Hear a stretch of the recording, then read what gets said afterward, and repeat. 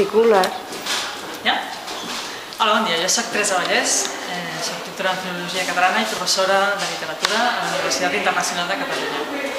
I avui m'agradaria fer-vos una pregunta que em sembla que no us haureu plantejat encara. I la pregunta és perillós no llegir? Potser heu pensat que llegir, alguns hauran pensat que llegir és avorrit, potser algú ha pensat que llegir només és una diversió. Em sembla que podem dir molt més. Em sembla que la lectura ens aporta moltes coses que no podem passar per alt.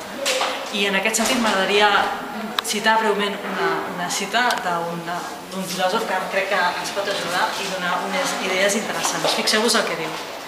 El conocimiento de la literatura, de la filosofía, de la historia, nos ayudan a distinguir lo pasajero de lo permanente, lo esencial de lo accidental, lo humano de lo inhumano, el bien del mal.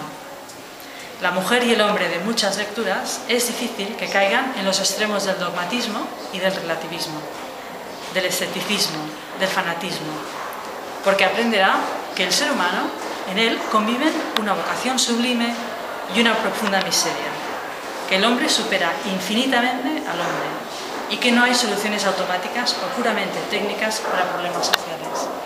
Després d'això, la meva conclusió és que qui no llegeix no només està en perill, sinó que és un perill.